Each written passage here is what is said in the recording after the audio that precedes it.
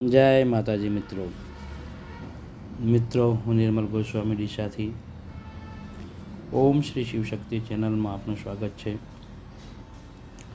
મિત્રો, આજે વાત કરવી છે તાકાત હિંમતની. તાકાત અને હિંમત એ એમનેમ નથી આવતી મિત્રો. આજે એક એવી જબરજસ્ત વાત લઈને આવ્યા છીએ આપણે, જે આપણા શૂરવીરો બની ગયા એના વિશેની એક વાત છે. સમયગાળા જતાં બહુ જૂની વાત છે. ભગતસિંહને એ વખતની વાત છે કે જે વખતે ભગતસિંહને એ લોકો હતા ને, એ વખતે એક એવી ઘટના બની હતી કે એક છોકરાને 5-6 છોકરાએ ચેલેન્જ આપ્યું કે ફલાણી જગ્યાએ તું આવજે, અમારે તારાથી ઝઘડો કરવો છે.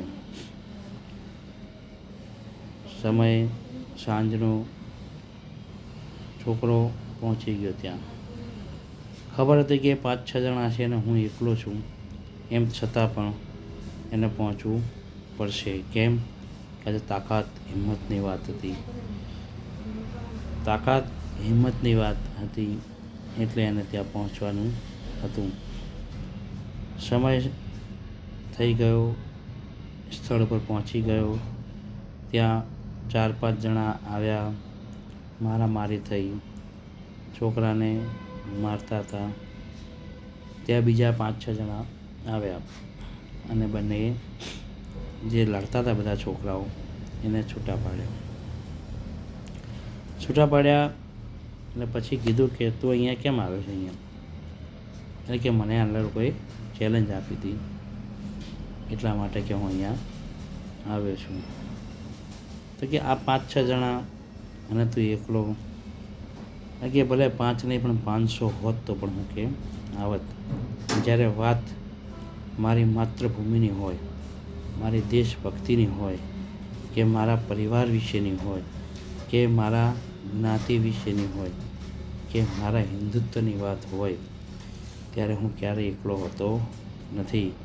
મારી સાથે મારો જજ્બો, મારું જુનૂન, મારું ક્રૂર મારી સાથે હોય છે અને એનાથી જ હું ક્યાંય પાછો પડતો નથી. મિત્રો, આવા સાહસી બહાદુર આપણા જે હતા શહીદ ભગતસિંહ, જે એટલા ગુરૂર હતું એમનામાં હિન્દુત્વ વિશે, ભારત માતા વિશે અને ભારતના ઝંડા માટે એમનું એટલું જે માન હતું.